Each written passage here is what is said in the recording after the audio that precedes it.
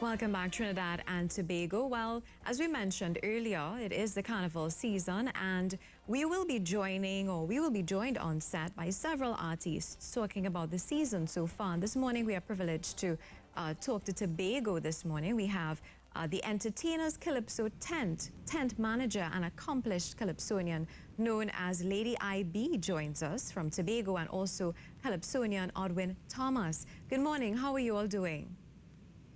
Very fine. Thank you. Mr. Good morning to Trinidad and Tobago and by extension the world. Of course. And how is Tobago this morning? Bright and sunny? Just cool. Not yet. The sun hasn't peeped out as yet. All right. You know, we had a little rain, so hoping the sun come out today. Of course. Now, tell us a little bit about the entertainers Calypso tent. What is unique about this particular tent, and how long have you all been around? Okay, the entertainers Calypso tent started in 2006. And it was started because there was a need. After two crew did their auditions, there was a surplus of Calypsonians who didn't have a place to sing.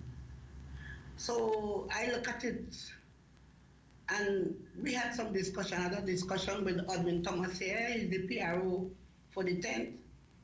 And we decided to come with the entertainers Calypso tent. The reason why we call it the entertainers Calypso tent is because we are all about entertaining. You would not see us at Skinner Park because we actually stay away from the competition. We just come out to entertain. For the past 6 years, we've been going to Trinidad. I must say thanks to Trevor's Edge, 4Ds in Carenage, Larry's at Mover Junction, and this year we have a wedding to do in Matura. We also did a clash year before with the Birds tent, but Mark and they in Gasparello. And we've been doing good so far. We've been thanking everybody here now for the support over the years. All right, now Mr. Thomas. Sure. For the artists and the entertainers, Calypso tent, I must say thanks for being consistent and sticking there, you know, through thick and thin. Yes. And we going this year, we coming bigger and better. And we look forward to it, definitely. Now, Mr. Thomas, being the PRO, how has the journey been from 2006 onwards in terms of you all being able to provide a platform for Calypsonians?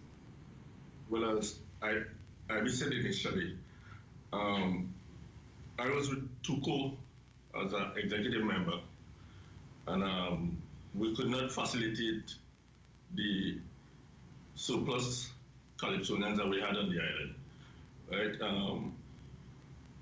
So as a result of that, we decided that we had to come up with something to make these people who don't have a home have something to do around the season. Well, with the journey, as you asked, it had its challenges because, you know, to keep a Calypso tent online, it requires a certain budget. And we've been working with a minimum budget, unlike most Calypso tents who would be getting support from the interest groups such as CDC and facilitating groups like TUCO and some of the larger groups like in Tobago we have a tent calling masters. So concentration was mainly on those tents, but we had a small budget to work with, and as IB said, these platforms such as Trevor's Edge and Lares would have made it possible, and we definitely can't forget one of the areas in Tobago that would have facilitated almost all Calypsonians out of Trinidad and Tobago, and that was the dock site. We used to open our tents there, and we still have full support from all our fans, and we persist, you know, with force. But anyway, we got through it, and from year to year we keep progressing. The artists start mastering their craft, stepping up the game. So right now we want to invite people to come out and support real Calypso. But we don't nobody say Calypso, Real Calypso. real Calypso. And that's what we're about. We're not about the banter type music, the lamentation songs. We're about humor and party. Hence, our platform is basically like the clubs, and we used to do mass camp also. Can't forget that. Unfortunately, that mass camp saw the final days coming to the end of last year. But we must give thanks to all these people who would have supported us, and the journey has now started. Now, Carnival 2018 and the Entertainers Calypso tent, how has the season been so far? How have auditions been? Well, we passed all that. Right now, we are preparing to open on the 19th at Meriden Recreation Club. We are going to do it with a clash with the new Resilience Calypso tent. And it's promising to be a good season. I must say though, the majority, maybe 1 or 2 persons in the entertainers tent are people who don't write their own songs. Everybody else write their own song, and this is what we encourage. Because if we don't do that, Calypso is going to die in Tobago. So we encourage people to write their own song, perform, and we give them the stage to practice so that they can compete at any level. So you hinted there about the future of Calypso. Are there many new participants? Have you noticed new people coming in? Yes. But what I have noticed, and it's actually hurting me, everybody come in and buy a song. You buy a song, competition time you sing, after that you don't see them until the next year. And feeling how I feel towards Calypso, I don't see it going further than that. So we are trying to encourage people, write your own song, because this is what Calypso is about. Write your own songs, sing it, let's see how it is. We had the new Tobago Calypso star, Gondel Berkeley. He was trained under us. We have fellas like Kabesi. We have people in the Tobago Soca Monarch every year. And we encourage this. Write your own song. Stop buying a song. Come out on Carnival time. Sing, and then whole year you don't see you until the next year. This is why the entertainers was given the name the entertainers. You know? Yes, understood. Mr. Thomas, do you write your own songs? And what advice do you have for the younger ones? Is it that they don't read enough? What goes into it?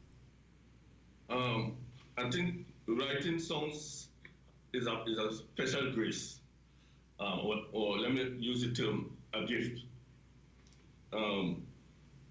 You could practice the rudiments, and with practice, you could develop into a writer of a particular standard.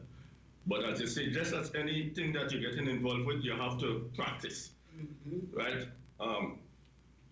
So over the years, I've always tried to be unique with my product because my stuff doesn't resemble anybody else. Most of the artists tend to follow a particular style that is projected by some of the earlier bands. I think that everybody needs to bring something to the table that is unique to them, and that's what Obi is about right. Projecting his own stuff, right? Because you can't be projecting somebody else's philosophy, then you don't have identity, right? In respect to songwriting, I would advise people, as you rightfully say, to explore topics, language, any document that come in front of you, any reading an article, delve into it, see how you interpret it, because each individual that reads something interprets it different. So when you interpret, you're going to be projecting what you interpret. Melodies, it is also good to listen different music, so different songs.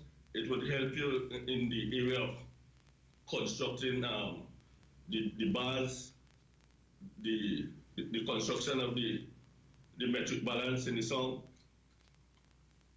These are just the simple little things that you need to concentrate on. And my advice to people, they will keep the festival music alive. It's not about looking to make a dollar on banter type music. Because when we look at Skinner Park now, you have 40 people going to Skinner Park and everybody singing the same type of song, badang, badadang, bad. I remember Skonta winning the Monaco two-party songs. You know, we used to have a banter song type song, and we used to have a party song in the initial days. So I want to see we get back to that point. Okay. Now, Lady IB and Mr. Thomas, we'd like to leave the floor open to each of you to give us an idea of what we can expect. Is it on January 19th, correct? Yes, the 19th of January at Meriden Recreation Club. There will be a clash with the New Resilience Calypso 10. We have the Resilience have some nice bands. We have Bushy, we have Slicky, we have Harrow, we have nice fellas, good fellas who write their own songs, coming up against Obi, Lady IB, Sando, the Ringo, Thick Sauce, Washi. We have a wonderful thing going. And on the 25th, we will be at Trevor's Edge in St. Augustine. The 26th will be at Mover Junction. And later in the night, we have Carnage at Fordy's. And then we have a wedding to do at Matura on the 27th. So we have a full list of activity planned. We even plan to invite the birds to Tobago, but we are still working on that. But as I said, look out for the same thing, entertainment all the time, as usual, from the Entertainers Calypso. It was definitely a pleasure chatting with you. All best of luck with this, and we look forward to it.